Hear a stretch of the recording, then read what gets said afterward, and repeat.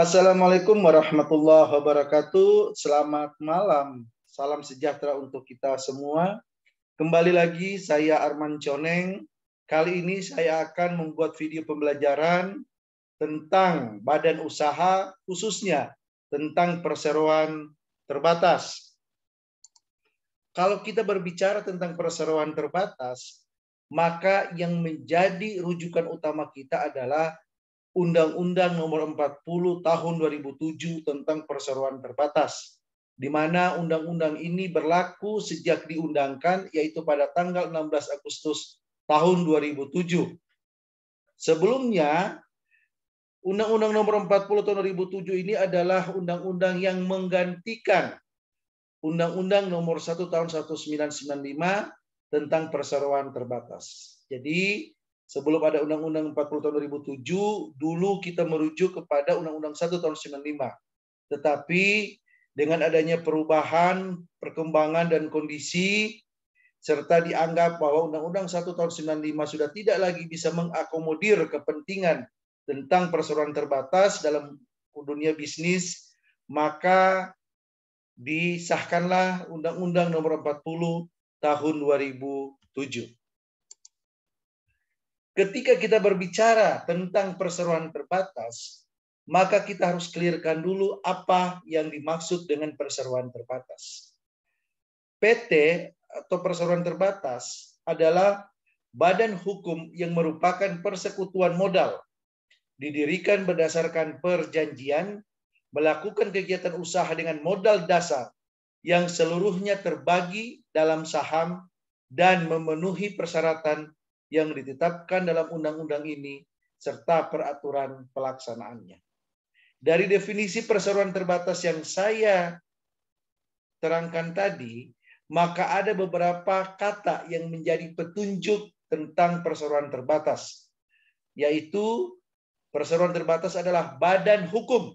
Nah, ini saya highlight, badan hukum yang merupakan persekutuan modal, didirikan berdasarkan perjanjian, kemudian melakukan kegiatan usaha dengan modal dasar yang seluruhnya terbagi dalam saham.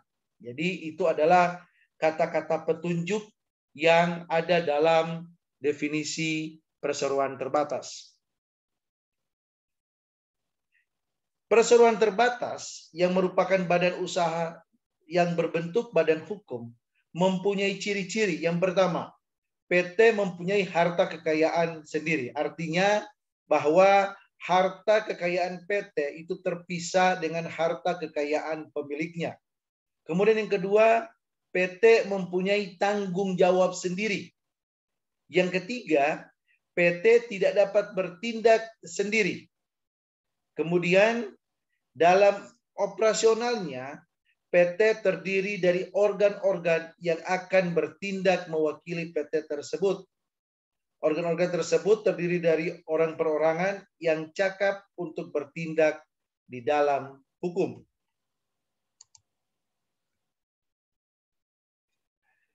Bagaimana proses pendirian perseroan terbatas? Di dalam undang-undang sangat jelas bahwa mekanisme pendirian perseroan terbatas diatur. Yang pertama, PT mempunyai nama dan tempat kedudukan dalam wilayah negara Republik Indonesia yang ditentukan di dalam anggaran dasar. Kemudian yang kedua, PT mempunyai alamat lengkap sesuai dengan tempat kedudukannya. Selanjutnya, PT didirikan oleh 2 orang atau lebih dengan akta notaris yang dibuat dalam bahasa Indonesia. Setiap pendiri PT wajib mengambil bagian saham pada saat PT didirikan. Akta pendirian harus disahkan oleh Menteri Hukum dan Hak Asasi Manusia Republik Indonesia. Kemudian akta pendirian yang telah disahkan tersebut didaftarkan di dalam daftar perseroan yang diselenggarakan oleh Menteri Hukum dan Hak Asasi Manusia. Dan akta pendirian yang telah disahkan dan didaftarkan tersebut kemudian akan diumumkan dalam tambahan Berita Negara Republik Indonesia. Jadi dari beberapa hal yang saya ungkapkan tadi, sangat jelas ketika kita akan mendirikan sebuah perseroan terbatas, maka yang harus kita clearkan dulu adalah nama, tempat kedudukan, serta alamat lengkap yang semuanya tertuang di dalam anggaran dasar. Kemudian PT itu didirikan oleh 2 orang atau lebih dengan akta notaris yang dibuat dalam bahasa Indonesia. Kemudian yang menjadi salah satu perbedaan antara PT dengan badan usaha lainnya adalah akta PT harus disahkan oleh Menteri Hukum dan Hak Asasi Manusia. Inilah mengapa PT disebut badan hukum. Kemudian selama pengesahan belum diperoleh PT dalam pendirian masih belum merupakan suatu badan hukum. Para pendiri diwajibkan untuk mengajukan permohonan pengesahan kepada Menteri Hukum dan Hak Asasi Manusia. Artinya, ketika PT belum mendapatkan pengesahan sebagai badan hukum dari Menteri Hukum dan Hak Asasi Manusia, maka para pendiri itu diwajibkan untuk mengajukan permohonan. Kemudian yang kedua, perbuatan hukum atas nama PT yang belum memperoleh status badan hukum hanya boleh dilakukan oleh semua anggota direksi bersama-sama, semua pendiri, serta semua anggota Dewan Komisaris PT, dan mereka semua bertanggung jawab secara tanggung renteng atas perbuatan hukum tersebut. Perbuatan hukum tersebut karena hukum menjadi tanggung jawab PT setelah PT menjadi badan hukum. Artinya apa? Ketika PT ini belum mendapatkan pengesahan dari Menteri Hukum dan HAM, maka sebuah perbuatan hukum atas nama PT itu harus dilakukan oleh pendiri, kemudian oleh semua anggota Dewan Direksi, kemudian semua anggota komisaris, dan di mana mereka harus menanggung renteng apabila terjadi sesuatu terhadap perbuatan hukum tersebut. Kenapa demikian? Karena tanggung jawab sebuah PT itu akan dimulai ketika status badan hukum sudah melekat kepada PT tersebut. Perbuatan hukum yang dilakukan oleh pendiri atas nama PT yang belum memperoleh status badan hukum menjadi tanggung jawab pendiri yang bersangkutan dan tidak mengikat PT. Perbuatan hukum tersebut hanya mengikat dan menjadi tanggung jawab PT setelah perbuatan hukum tersebut disetujui oleh semua pemegang saham dalam RUPS pertama yang dihadiri oleh semua pemegang saham PT yang diselenggarakan paling lambat 60 hari setelah PT memperoleh status badan hukum. Apa artinya?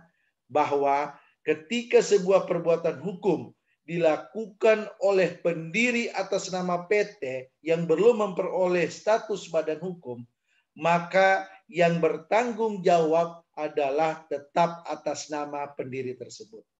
Tetapi jika tanggung jawab itu akan diserahkan menjadi tanggung jawab PT, maka mekanismenya adalah perbuatan hukum yang dilakukan oleh para pendiri itu haruslah mendapatkan persetujuan dari seluruh pemegang saham dalam rapat RUPS yang pertama kali yang diselenggarakan tidak lebih dari 60 hari sejak PT itu mendapatkan status badan hukum. Artinya ketika pada rapat RUPS pertama kali seluruh pemegang saham mengatakan bahwa tindakan pendiri PT sebelumnya itu akan diambil alih oleh PT, maka tanggung jawab itu akan diserahkan atau akan menjadi tanggung jawab PT di kemudian hari.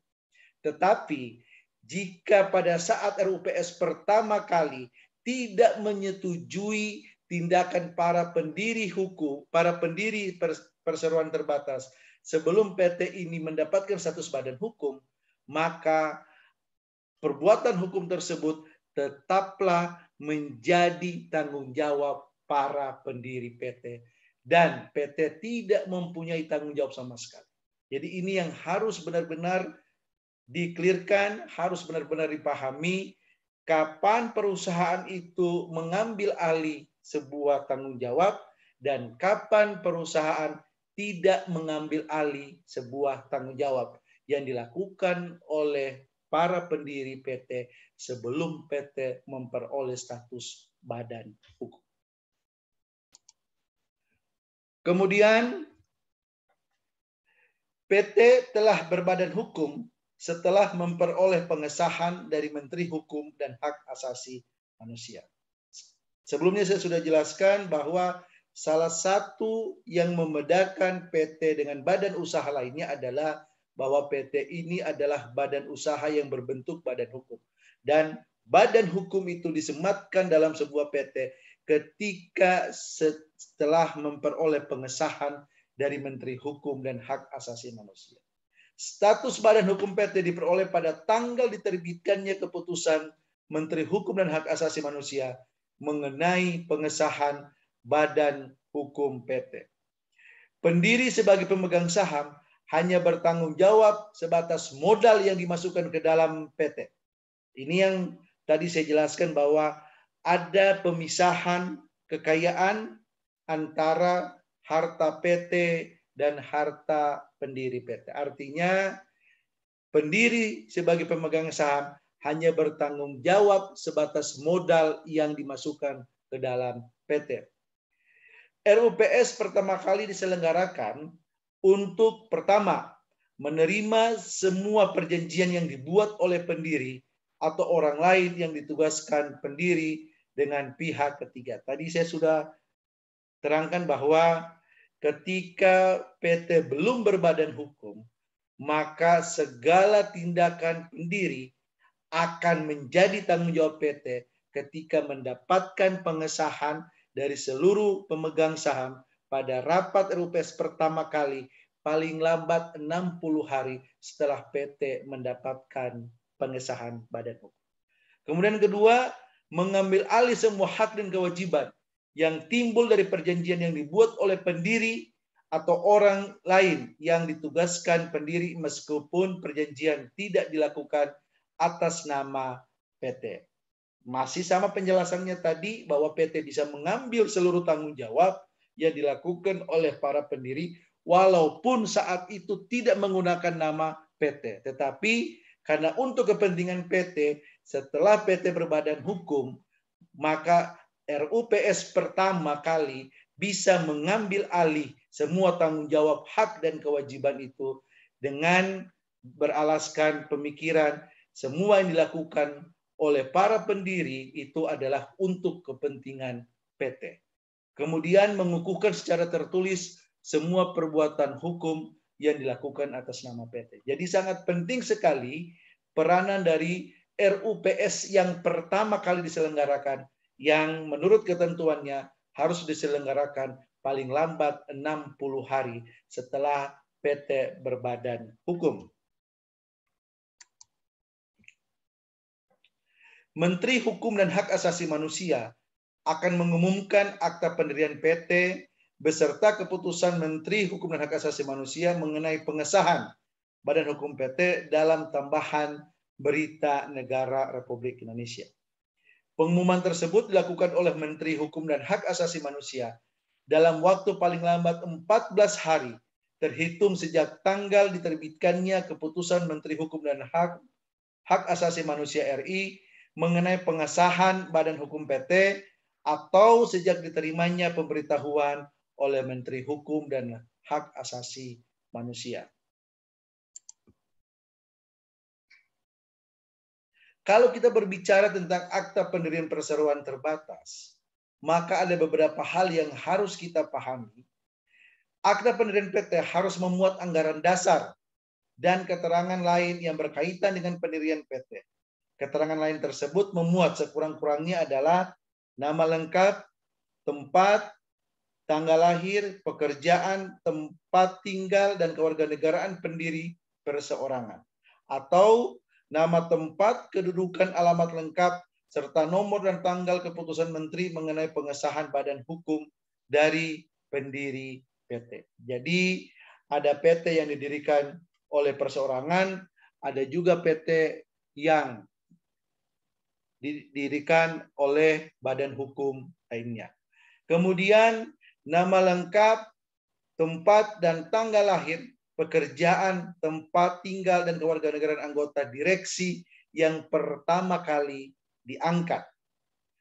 Nama lengkap, tempat dan tanggal lahir, pekerjaan, tempat tinggal, dan kewarganegaraan anggota Dewan Komisaris yang pertama kali diangkat. Nama pemegang saham yang telah mengambil bagian saham, rincian jumlah saham, dan nominal saham yang telah ditempatkan dan disetor. Kemudian apabila jangka waktu 120 hari sejak penandatanganan akta pendirian tidak diajukan pengesahan PT, demi hukum bubar dan pemeriksaan dilakukan oleh pendiri. Nah, ini hal-hal yang berkaitan dengan akta pendirian. Jadi kita tahu banyak hal informasi yang kita dapatkan mengenai materi dari PT tersebut yang terdapat di dalam anggaran dasar. Oleh karena itu, anggaran dasar PT merupakan sebuah dokumen yang sangat penting yang harus dimiliki oleh sebuah PT, karena di dalam anggaran dasar tersebut tercantum adalah nama, tempat, pekerjaan dari pendiri perseorangan, atau nama, tanggal pendirian, kemudian pengesahan jika PT itu didirikan oleh badan hukum lain. Kemudian dalam akta pendirian juga kita bisa melihat siapa dewan direksi yang pertama kali diangkat. Selain dewan direksi, kita juga bisa melihat bagaimana susunan dewan komisaris yang pertama kali diangkat. Kemudian kita juga bisa melihat dalam akta pendirian itu adalah para pemegang saham, kemudian berapa jumlah saham yang baik saham itu yang telah ditempatkan dan disetorkan. Dan yang satu yang harus kita ingat, ketika lewat dari 180 hari sejak penandatanganan akta pendirian tidak diajukan pengesahan PT ke Kementerian Hukum dan HAM, maka secara hukum PT itu akan bubar dan pemberhentiannya dilakukan oleh pendiri. Jadi sekali lagi, ketika akta itu sudah dibuat, akta pendirian PT harus dibuat, maka paling lama 120 hari atau 4 bulan, kalau kita hitung rata-rata 1 bulan itu adalah 30 hari, berarti paling lama 4 bulan sejak akta itu ditandatangani oleh pendiri, maka sudah harus mengajukan pengesahan tentang pendirian perseroan terbatas ke Kementerian Hukum dan HAM. Jika lewat 4 bulan tidak diajukan permohonan, maka akta pendirian tersebut dinyatakan tidak berlaku dan PT yang didirikan itu dinyatakan secara hukum bubar dan kemudian pemberhentiannya itu menjadi tanggung jawab pendiri. Ini hal-hal yang harus kita ingat, yang harus kita perhatikan ketika kita akan membuat sebuah perseroan terbatas. Kemudian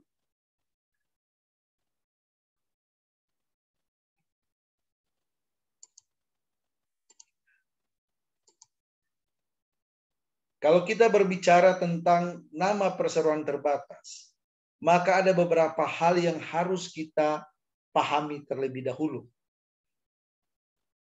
PT tidak boleh memakai nama yang telah dipakai secara sah oleh PT lain atau sama pada pokoknya dengan nama PT lain. Artinya apa?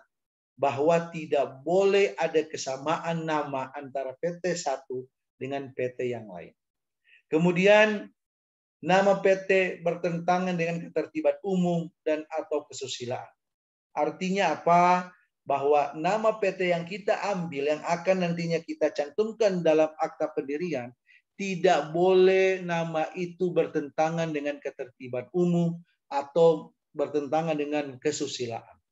Kemudian nama PT juga tidak boleh sama atau mirip dengan nama lembaga negara, lembaga pemerintah, atau lembaga internasional kecuali mendapatkan izin dari yang bersangkutan. Kenapa hal ini tegas diatur?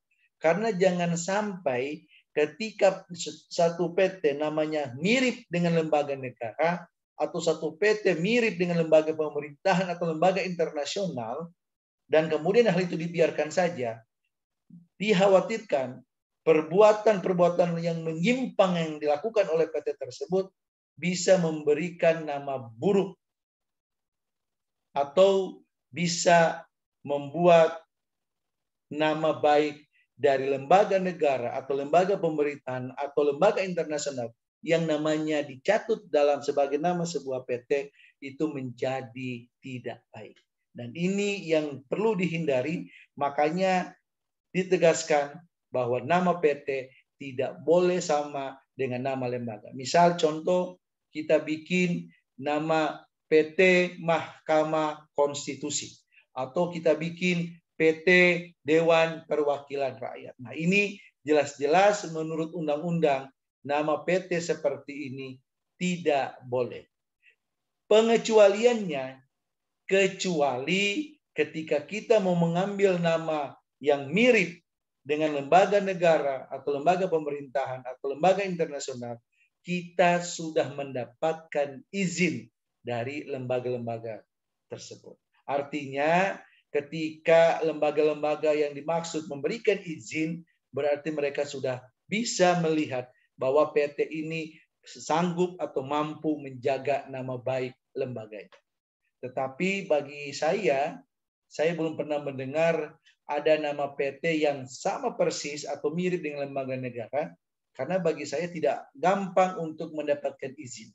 Karena bisa saja lembaga negara mengatakan, silakan pakai nama lain, karena kami tidak mau nama lembaga ini yang sudah kami rintis, yang sudah kami bangun, yang sudah mendapatkan nama di masyarakat, akan terganggu nama baik kami dengan perbuatan PT yang akan kami izinkan penggunaan namanya. Jadi mereka tidak mau mengambil spekulasi atau risiko, sehingga saya belum pernah mendengar ada izin dari lembaga kepada PT yang ingin menggunakan nama lembaga tersebut. Kemudian nama PT tidak sesuai dengan maksud dan tujuan serta kegiatan usaha atau menunjukkan maksud dan tujuan PT saja tanpa nama diri. Ini harus jelas antara nama PT dengan usaha, dengan kegiatan usaha, maksud dan tujuan itu harus nyambung. Artinya jangan sampai ketika kita berbicara nama PT Industri ABC Elektrik Sentosa, misal seperti itu. Berarti secara logika kalau kita berbicara PT ABC Elektrik Sentosa, kata elektrik itu berarti menunjukkan bahwa perusahaan ini atau PT ini akan bergerak di bidang kelistrikan atau elektrik dan sebagainya. Ternyata begitu melihat maksud dan tujuan serta ruang lingkup kegiatan usahanya, tidak ada hubungan sama sekali dengan bagian elektrik atau bagian kelistrikan. Ini yang dijaga oleh undang-undang.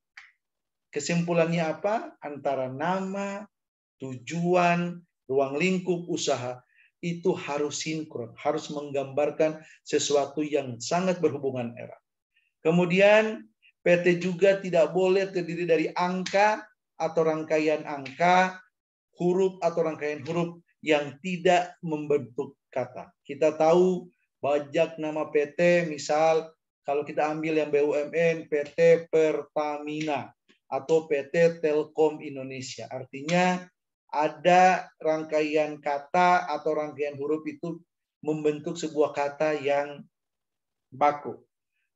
Maksud dari kata tidak boleh terdiri dari angka atau rangkaian angka atau huruf yang tidak membentuk kata.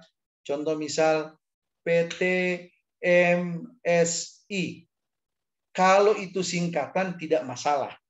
Tetapi kalau seandainya tidak ada antara MSI itu tidak ada kepanjangannya atau memang seperti itu, nah ini yang akan menjadi pertanyaan. Karena jelas-jelas dalam undang-undang ini ditegaskan nama PT tidak boleh memakai nama yang terdiri dari angka atau huruf yang tidak berbentuk kata. Ini yang harus kita pahami bersama. Kemudian ada juga beberapa ketentuan terkait dengan PT, yaitu PT tidak boleh memakai nama yang nama PT harus dilalui dengan frase perseroan terbatas atau disingkat PT. Dan jika merupakan PT terbuka, pada akhir nama PT harus ditambah dengan tulisan dalam tanda kutip TBK. Artinya adalah bahwa perseroan ini adalah terbuka, adalah PT publik yang melakukan penawaran umum saham sesuai dengan ketentuan peraturan perundang-undangan di bidang pasar modal. Kemudian kalau kita berbicara tentang PT publik, yaitu yang memenuhi kriteria jumlah pemegang saham dan modal di sektor sesuai dengan ketentuan peraturan perundang-undangan di bidang pasar modal. Jadi kalau kita melihat ada tulisan misal PT Telkom Indonesia, terus di belakangnya ada tulisan TBK, berarti kita sudah bisa mengartikan bahwa PT Telkom Indonesia ini adalah sebuah perusahaan go public di mana sahamnya itu dijual untuk publik. Nah, ini yang membedakan ketika ada PT yang menggunakan kata TBK, terus ada PT yang tidak menggunakan kata TBK. Ketika ada PT yang tidak menggunakan kata TBK, berarti besar kemungkinannya bahwa PT itu belum go public. Artinya saham-saham itu kepemilikannya masih terbatas pada kelompok atau orang tertentu saja. Tidak dilepas ke publik seperti halnya PT TBK. Kemudian kalau kita berbicara tentang modal perseroan terbatas, yang dimana tadi saya sudah ungkapkan ini juga termasuk hal yang diatur secara jelas di dalam akta pendirian. Ada beberapa persyaratan atau ketentuan terkait modal perseroan terbatas. Yang pertama, menurut undang-undang ini, modal PT terdiri atas seluruh nilai nominal saham. Kemudian modal dasar PT paling sedikit 50 juta rupiah. Undang-undang PT ini mengatur bahwa modal dasar atau dari PT paling sedikit adalah 50 juta rupiah. Tetapi jika kita mengacu kepada Undang-Undang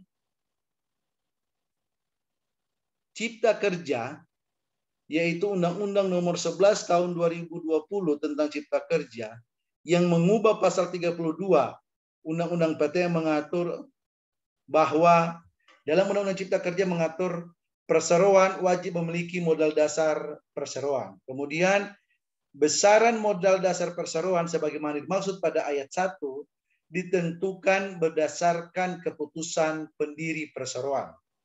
Ketentuan lebih lanjut mengenai modal dasar perseroan diatur dalam peraturan pemerintah. Kemudian karena Undang-Undang Cipta Kerja yaitu Undang-Undang Nomor 11 Tahun 2020 sudah disahkan, maka dibentuklah aturan pelaksananya yaitu PP Nomor 8 Tahun 2021 tentang modal dasar perseroan serta pendaftaran pendirian, perubahan dan pembubaran perseroan yang memenuhi kriteria untuk usaha mikro dan kecil atau biasanya disebut dengan PP 8 Tahun 2021 yang mengatur bahwa besaran modal PT ditentukan berdasarkan keputusan pendiri PT. Berarti jika kita melihat ketentuan dalam Undang-Undang Cipta Kerja, maka minimal modal dasar yang disetorkan 50 juta yang diatur dalam Undang-Undang PT itu dibatalkan dan sesuai dengan Undang-Undang Cipta Kerja, maka modal dasar perseroan itu ditentukan oleh pendiri perseroan. Ini yang harus kita pahami, kita harus mengikuti perkembangan undang-undang, jangan sampai kita terjebak dengan aturan yang lama dengan mengenyampingkan aturan yang lebih baru lagi. Kemudian paling sedikit 25% dari modal dasar harus ditempatkan dan disetor penuh. Modal ditempatkan dan disetor penuh dibuktikan dengan bukti penyetoran yang sah. setiap saham wajib memiliki nilai nominal. Kemudian setiap saham mewakili satu suara dalam RUPS. Setiap saham harus diterbitkan atas nama. Kemudian pengeluaran saham lebih lanjut yang dilakukan setiap kali untuk menambah modal yang ditempatkan harus disetor penuh. Kemudian penyetoran atas modal saham dapat dilakukan dalam bentuk uang dan atau dalam bentuk lainnya. Jika kita telaah dari keterangan saya tadi, maka ada beberapa jenis modal yang disebutkan tadi, yaitu pertama adalah modal dasar, kemudian modal yang ditempatkan, kemudian modal yang disetorkan. Kita harus benar-benar memahami apa perbedaan antara berbagai macam kriteria modal. Kalau kita berbicara tentang perseroan terbatas, maka ada salah satu buku karangan M. Yahya Harahap tentang perseroan terbatas. Itu mengulas dengan jelas apa yang disebut dengan berbagai macam tipikal modal tadi. Yang pertama, ada yang disebut dengan modal dasar. Nah, menurut M. Yahya Harahap dalam bukunya Hukum Perseroan Terbatas, modal dasar itu adalah seluruh nilai nominal saham perseroan yang disebutkan di dalam anggaran dasar. Artinya, modal dasar perseroan terbatas pada prinsipnya merupakan total jumlah saham yang dapat diterbitkan oleh perseroan terbatas atau PT. Anggaran dasar sendiri yang menentukan berapa jumlah saham yang dijadikan modal dasar. Jumlah yang ditentukan dalam anggaran dasar merupakan nilai nominal yang murni. Berarti sekali lagi kalau kita berbicara modal dasar, berarti itu adalah seluruh nilai nominal saham perseroan yang tersebut jelas dalam anggaran dasar. Tadi saya sudah bahas dengan adanya Undang-Undang Cipta Kerja yang tadinya modal dasar minimal 50 juta yang diatur dalam Undang-Undang PT sebelumnya itu diubah dengan aturan dalam pasal 109 angka 3 Undang-Undang Nomor 11 tahun 2020 tentang Cipta Kerja yang pada intinya menyatakan besaran modal besar perseroan sebagaimana dimaksud pada ayat 1 ditentukan berdasarkan keputusan pendirian perseroan. Berarti sudah tidak ada lagi modal dasar minimal 50 juta yang diatur dalam Undang-Undang Perseroan Terbatas. Kemudian selain modal dasar ada juga yang disebutkan dengan modal yang ditempatkan. Dalam buku yang sama, M. Yahya Harahap menjelaskan bahwa modal yang ditempatkan itu adalah jumlah saham yang sudah diambil oleh pendiri atau pemegang saham dan saham yang diambil tersebut ada yang sudah dibayarkan dan ada yang belum dibayarkan. Berarti modal yang ditempatkan itu adalah modal yang disanggupi pendiri atau pemegang saham untuk dilunasinya. Dan saham itu telah diserahkan kepadanya untuk dimiliki. Kalau kita lihat berarti kalau modal dasar itu adalah secara keseluruhan, sedangkan modal yang ditempatkan itu adalah modal yang sudah diklaim, yang sudah diambil oleh pendiri atau oleh pemegang saham, yang dimana modal tersebut itu disanggupi untuk dilunasi oleh pemegang saham dimaksud. Kemudian selain modal dasar, modal ditempatkan, ada juga yang disebut dengan modal yang disetor. Nah, apa artinya modal disetor nih? Modal yang disetor artinya adalah saham yang telah dibayar penuh oleh pemegang atau pemiliknya. Berarti ketika kita berbicara modal yang disetor berarti dananya real yang sudah benar-benar dibayar penuh oleh pemegang atau pemiliknya.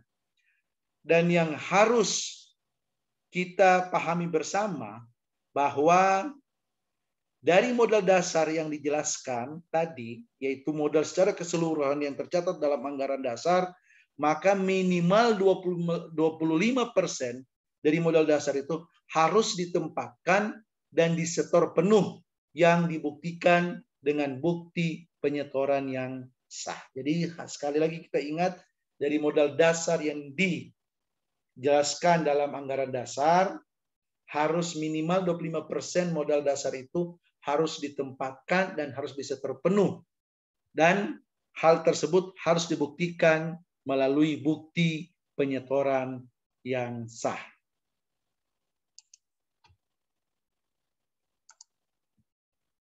Kemudian kalau kita berbicara tentang organ perseroan terbatas, maka ada 3 organ perseroan terbatas yang masing-masing mempunyai peran, tanggung jawab, dan kewenangan.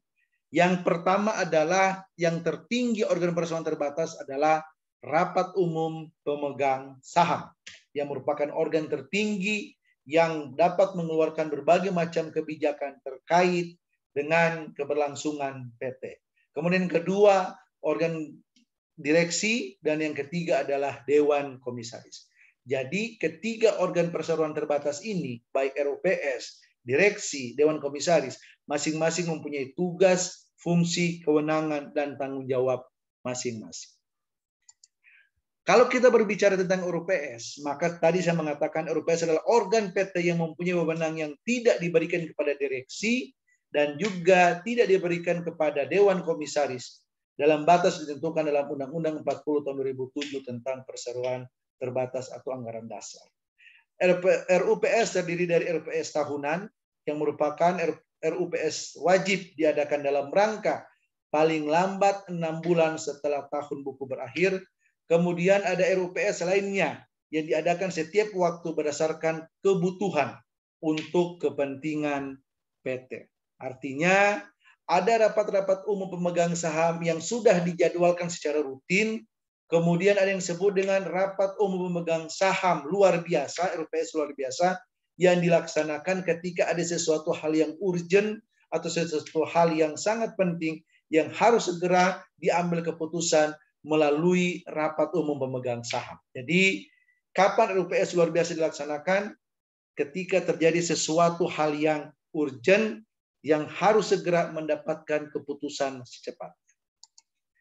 Kalau kita berbicara tentang direksi, berarti kita berbicara sebuah organ PT yang berwenang dan bertanggung jawab atas kepengurusan PT untuk kepentingan PT sesuai dengan maksud dan tujuan PT, serta dapat mewakili PT baik di dalam maupun di luar pengadilan sesuai dengan ketentuan anggaran dasar.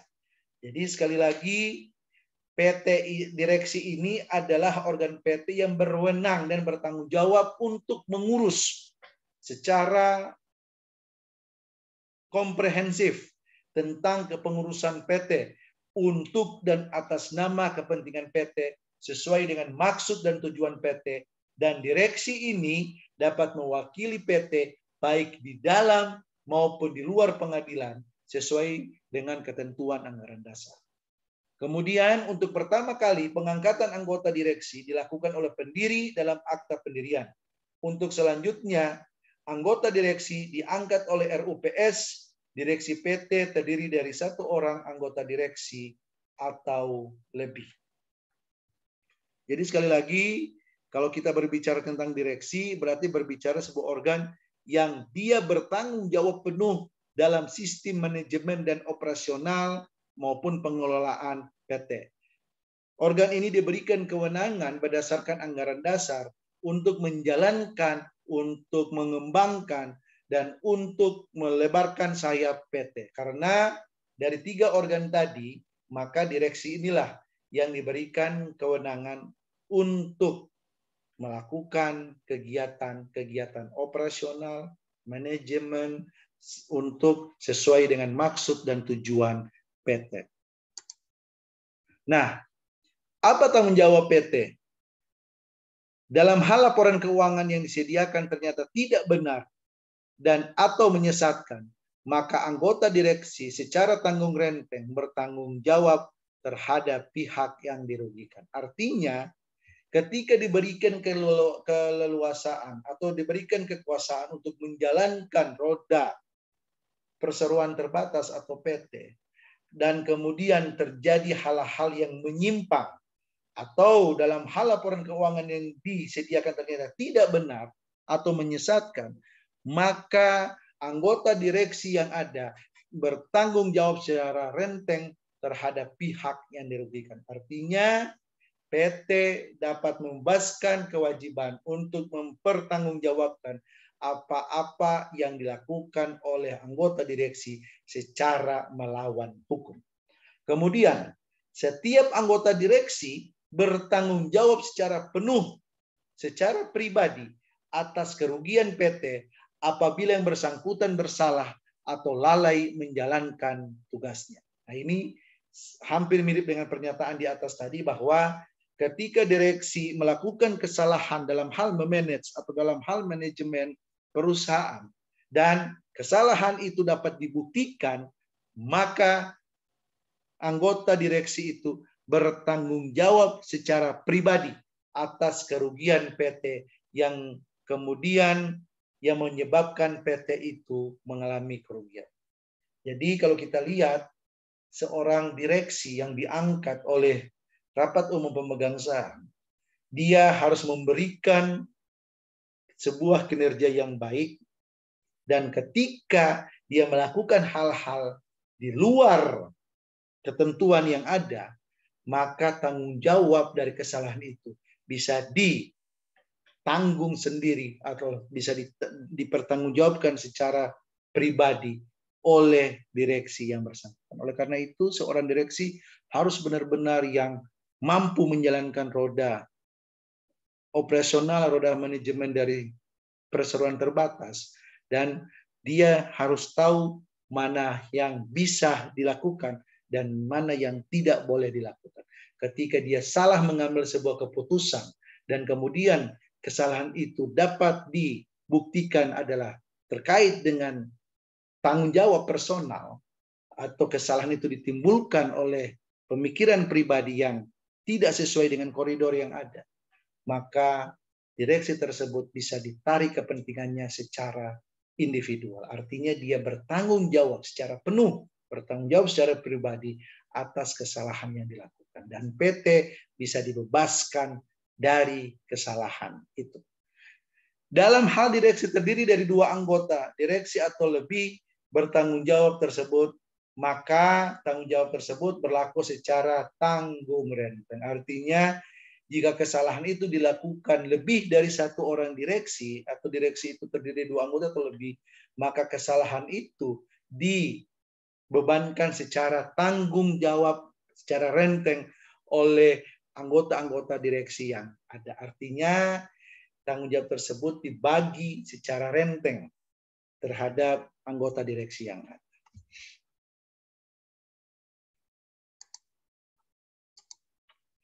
Dalam hal kepailitan, baik karena permohonan PT maupun permohonan pihak ketiga, terjadi karena kesalahan atau kelalaian direksi, dan harta pailit tidak cukup untuk membayar seluruh kewajiban PT dalam kepailitan tersebut, maka setiap anggota direksi secara tanggung renteng bertanggung jawab atas seluruh kewajiban yang tidak terlunasi dari harta pailit tersebut. Ini masih sangat berkaitan erat dengan statement saya sebelumnya, bahwa ketika dalam menjalankan roda manajemen sebuah perseroan terbatas, dan kemudian perseroan terbatas itu dinyatakan pailit, dan ketika dalam proses investigasi ditemukan kepailitan tersebut didasarkan atas kesalahan yang dilakukan oleh direksi, maka ketika harta pailit perusahaan ini tidak mencukupi untuk menutupi hutang-hutang atau kewajiban perusahaan kepada pihak lain, maka harta pribadi dari direksi-direksi tadi itu bisa diambil untuk menutupi segala hutang dari PT yang dipailitkan tadi. Artinya, kalau memang sudah bisa membuktikan dengan jelas ada unsur kesalahan atau kelalaian yang dilakukan oleh direksi sehingga perusahaan itu atau PT itu dipailitkan, maka direksi tadi harus bertanggung jawab dengan menggunakan harta pribadi secara renteng untuk menutupi kewajiban-kewajiban PT yang sudah dipilotkan. Tanggung jawab tersebut berlaku juga bagi anggota direksi yang salah atau lalai yang pernah menjabat sebagai anggota direksi dalam jangka waktu 5 tahun sebelum putusan pernyataan pilot diucapkan. Kenapa hal ini disebutkan? Sekali lagi semua tergantung pembuktian. Artinya belum tentu misal dari anggota direksi itu ada 5. Kemudian 5-5-nya otomatis bersalah semua. Bisa jadi berdasarkan investigasi, berdasarkan pembuktian, ternyata dari 5 orang ini 4 yang melakukan kesalahan dan 1 ini tidak melakukan kesalahan, maka yang ditarik tanggung jawab renteng adalah yang jelas-jelas terbukti melakukan kesalahan. Kemudian direksi, walaupun dia sudah berhenti 5 tahun yang lalu berdasarkan pernyataan ini, kalau memang kebijakan, keputusan, tindakan itu mengakibatkan perusahaan yang dia pimpin ini menyebabkan kerugian di masa yang akan datang, dan kerugian tersebut dinilai sangat terkait dengan kebijakan ketika orang ini menjadi direksi, walaupun posisinya itu sudah 3 atau 4 tahun, maksimal 5 tahun, maka mantan direksi itu bisa ditarik untuk dapat dipertanggungjawabkan secara pribadi atau secara renteng terhadap kerugian yang dilakukan oleh PT. Jadi sekali lagi harus hati-hati ketika menjadi seorang direksi, karena keputusan direksi itu bisa mempengaruhi bagaimana roda PT ke depannya. Bisa jadi ketika saya menjadi PT dalam periode ini, saya mengeluarkan sebuah kebijakan, dan ternyata dengan kebijakan itu 5 tahun kemudian PT mengalami kerugian, maka saya yang mengeluarkan kebijakan itu, walaupun sudah 5 tahun tidak menjadi direksi, berdasarkan pernyataan ini, maka saya bisa ditarik untuk mempertanggungjawabkan segala kerugian, asalkan dapat dibuktikan bahwa kebijakan saya, bahwa perbuatan saya itu sangat berkaitan erat dengan kerugian yang dialami oleh PT. Nah, ini sekali lagi adanya unsur kesalahan, adanya unsur kelalaian harus melewati proses pembuktian yang sangat akurat. Kemudian ketika kita berbicara tentang Dewan Komisaris, tadi kita sudah bicara tentang RUPS, kemudian ada Dewan Direksi, terakhir organ perseroan terbatas itu adalah Dewan Komisaris. Dewan Komisaris adalah organ PT yang bertugas melakukan pengawasan secara umum dan atau khusus sesuai dengan anggaran dasar serta memberikan nasihat kepada direksi. Artinya, Dewan Komisaris ini dia tidak maju ke depan layaknya seorang direksi, tetapi Dewan Komisaris ini tugasnya adalah melakukan pengawasan terhadap kinerja yang dilakukan oleh direksi, apakah kinerja direksi ini masih on the track atau sudah keluar dari jalur yang ditetapkan baik oleh peraturan perundang-undangan atau dalam anggaran dasar. Jadi sekali lagi fungsi utama Dewan Komisaris ini bagaimana dia bisa melakukan pengawasan agar direksi bisa melaksanakan tugas kewenangannya sesuai dengan track atau sesuai dengan jalur yang ditentukan dalam anggaran dasar. Untuk pertama kalinya pengangkatan anggota Dewan Komisaris dilakukan oleh pendiri dalam akta pendirian. Untuk selanjutnya anggota Dewan Komisaris diangkat oleh RUPS. Dewan Komisaris bisa terdiri dari 1 orang atau lebih. Sama seperti direksi tadi, bisa direksinya hanya 1 direktur atau juga terdiri dari beberapa anggota Dewan Direksi. Nah, fungsi utama Dewan Komisaris adalah melakukan pengawasan. Dewan Komisaris melakukan pengawasan atas kebijakan, kepengurusan, jalannya kepengurusan yang dilakukan oleh direksi, baik mengenai PT maupun usaha PT, dan memberikan nasihat kepada direksi.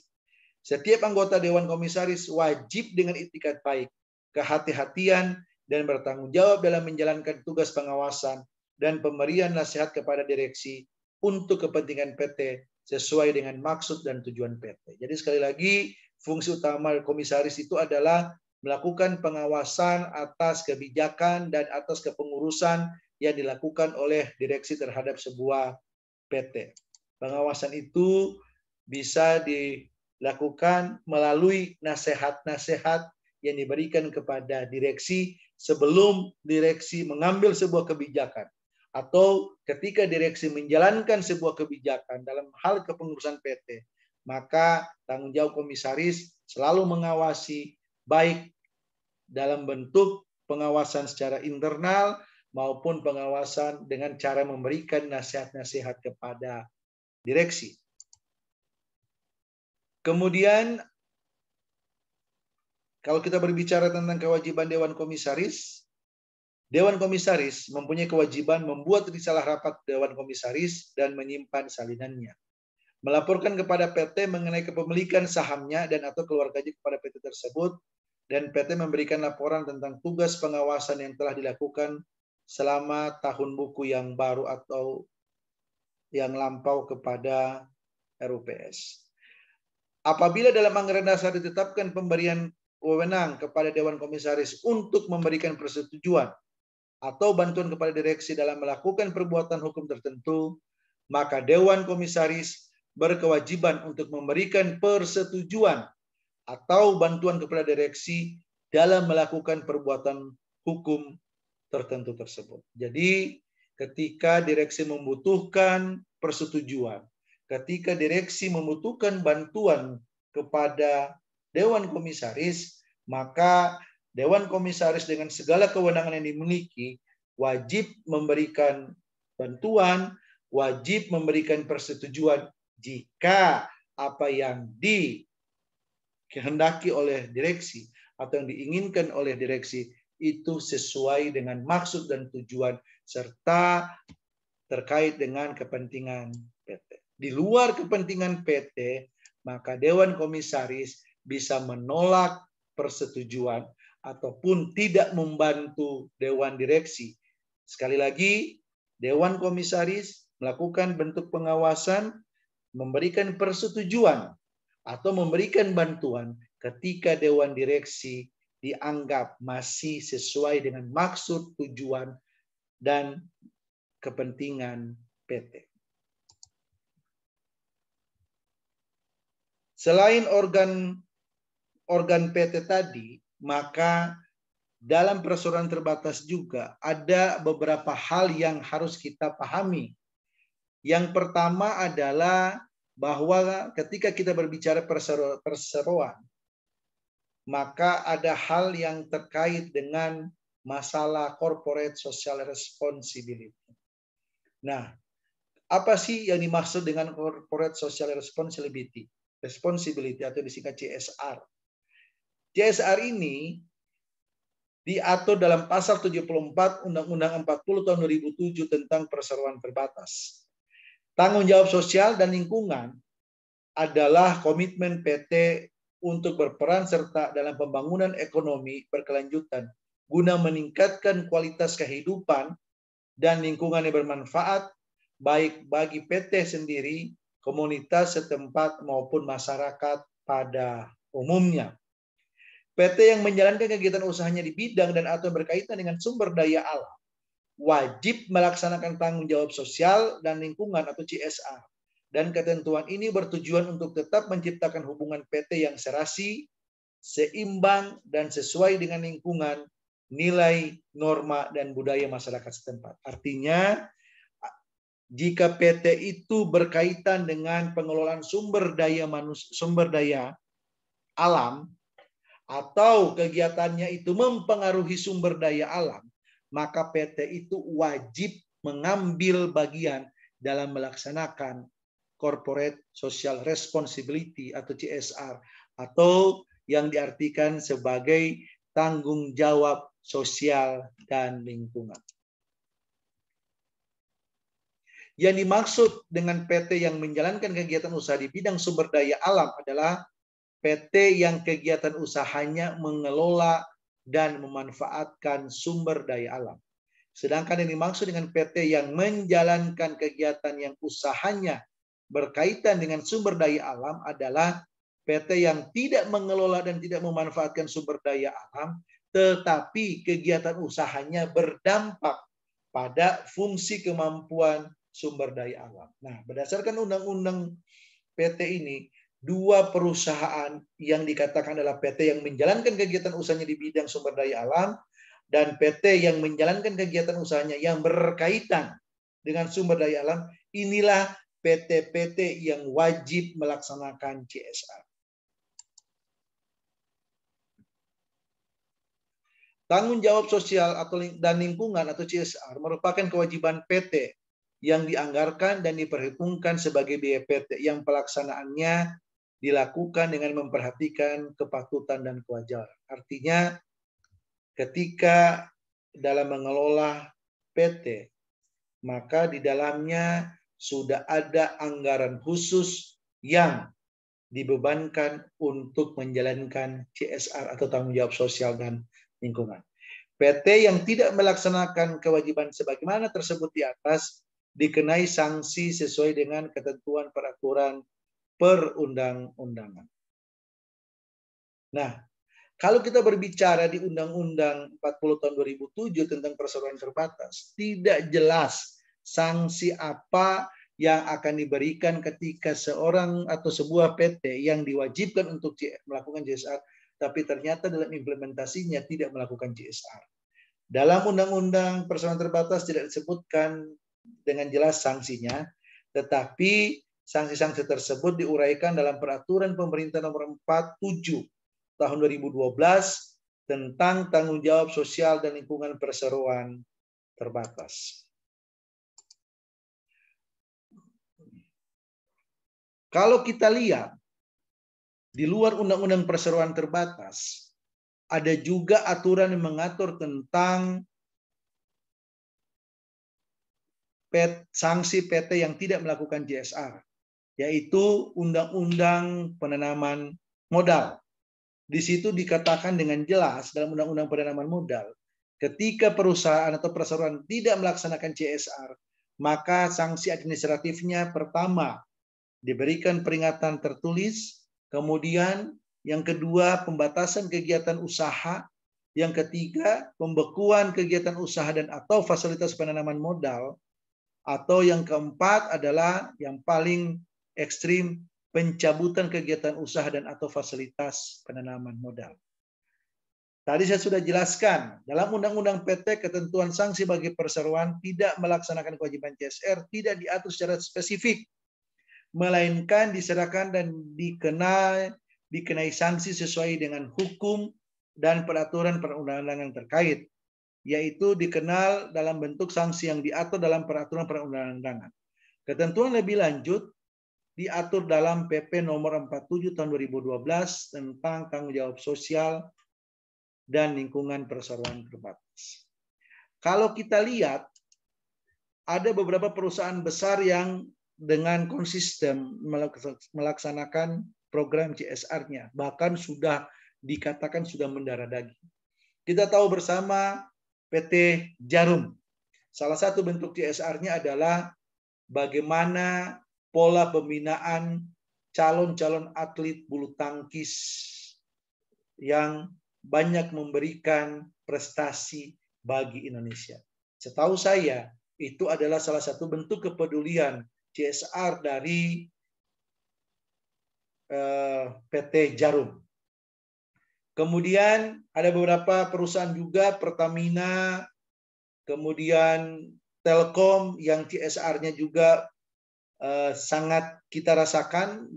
Mereka membuat sebuah bangunan atau membuat sebuah lingkungan yang sangat bermanfaat bagi lingkungan.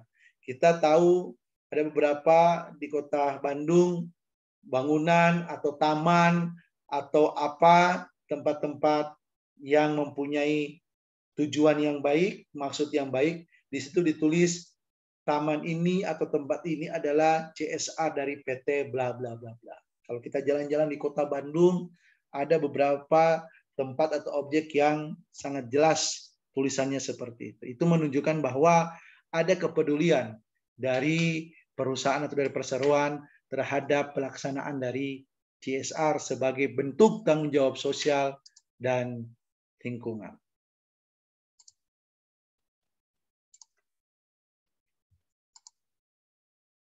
Tadi saya sudah singgung di atas bahwa dalam implementasinya PT itu dibagi dua, ada yang disebut dengan PT terbuka, kemudian ada yang disebut dengan PT tertutup.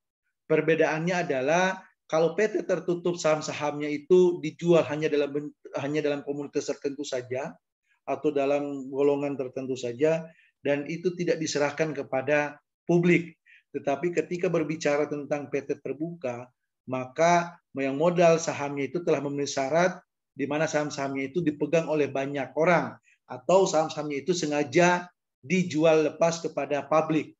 Yaitu biasanya ada kata-kata PT bla bla bla bla, di belakangnya ada TBK yang merupakan ciri bahwa PT itu adalah statusnya terbuka. Baik, demikian penjelasan singkat tentang perseroan terbatas. Mohon maaf jika ada hal yang kurang, tetapi pada prinsipnya video pembelajaran ini sebagai pengantar kepada mahasiswa untuk memahami lebih lanjut tentang perseroan terbatas sebagai badan usaha yang berbadan hukum. Tentunya masih banyak hal yang belum dapat saya sampaikan atau saya jelaskan dalam kesempatan kali ini.